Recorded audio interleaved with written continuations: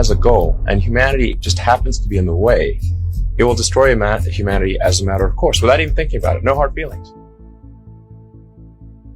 It's just like if we're building a road and an anthill happens to be in the way, we don't hate ants.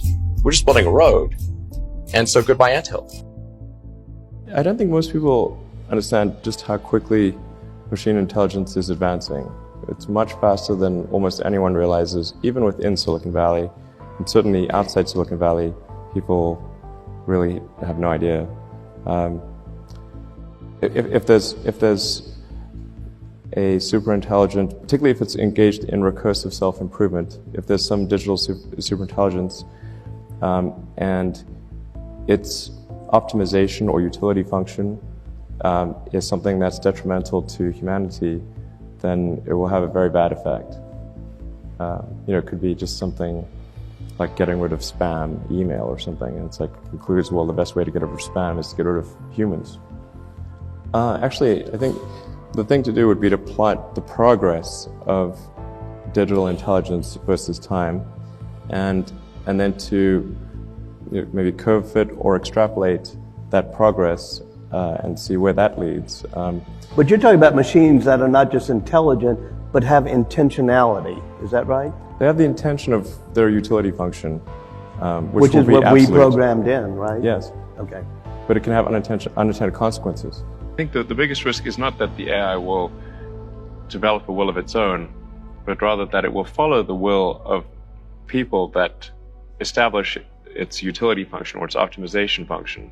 And that optimization function, if it is not well thought out, I mean, even if its intent is benign, it could have quite a bad outcome. For example, if you were a hedge fund or private equity fund, you said, well, all I want my AI to do is maximize the value of my portfolio, then the AI could decide, well, the best way to do that is to short consumer stocks, go long defense stocks, and start a war.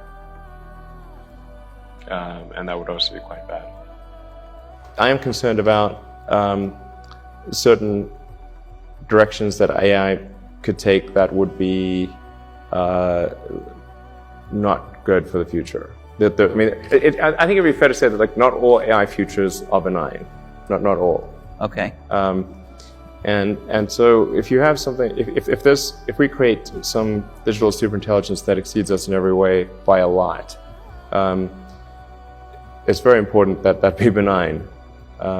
There's a quote that I love from Lord Acton. He was the guy that came up with power corrupts and absolute power corrupts absolutely, which is that freedom consists of the distribution of power and despotism in its concentration. And so I think it's important, if we have this incredible power of AI, that it not be concentrated in the hands of a few and potentially lead to a world that we don't want. And what world is that? What do you foresee that when you see it?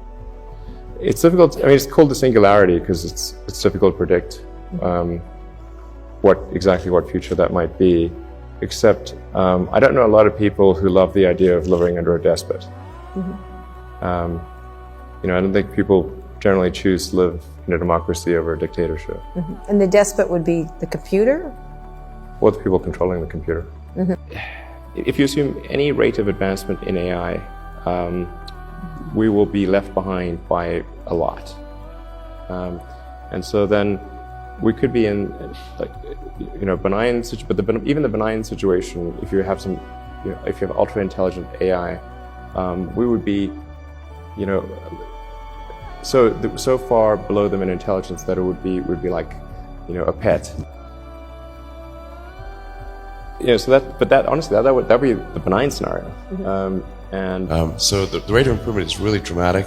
We have to figure out some way to ensure that the advent of digital superintelligence is one which is symbiotic with humanity. I think that's the single biggest existential crisis that we face, and the most pressing one. I think one of the solution that seems maybe the best one is to have an AI layer. If you think of you've got your limbic system, your cortex, and then a digital layer, sort of a third layer above the cortex, that could work well and symbiotically with you. I think it's incredibly important that AI not be other. It must be us.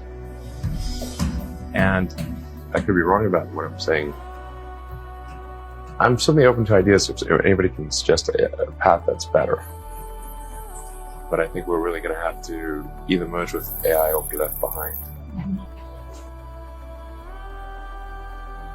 You know, we're really playing a crazy game here with the atmosphere and the oceans.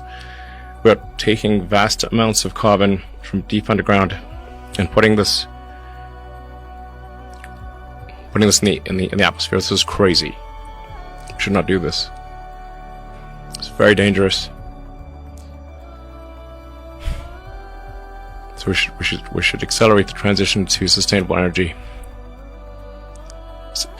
I mean, the bizarre thing is that obviously we're going to run out of oil in the long term. You know, there's only so much oil we can mine and burn. It's tautological. We must have a sustainable energy transport and energy infrastructure in the long term. So we know that's the end point. We know that.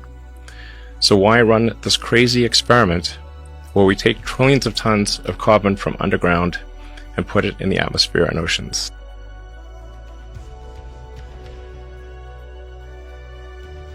Carbon that is circulating through the environment. So it's going into the air, being absorbed by, and then getting absorbed by plants and animals, and then going back into the air. And this carbon is just circulating on the surface. And this is fine, and it's been doing that for millions, hundreds of millions of years. The thing that's changed is that we've added something to the mix. So we added all this extra carbon to the carbon cycle, and the net result is that the carbon in the ocean's atmosphere is growing over time. It's much more than can be absorbed by the ecosystem. It's really quite simple. We're taking billions of tons of carbon that's been buried for hundreds of millions of years and is not part of the carbon cycle, taking it from deep underground and adding it to the carbon cycle.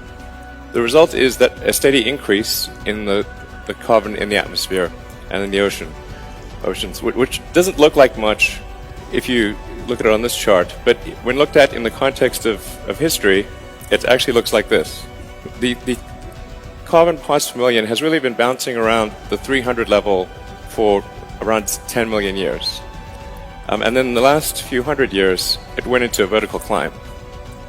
This is the essence of the problem. This is very unusual and a very, very extreme threat, as you can see from this rate of growth. This is an insane experiment. It's the dumbest experiment in human history. Why are we doing this? It's crazy.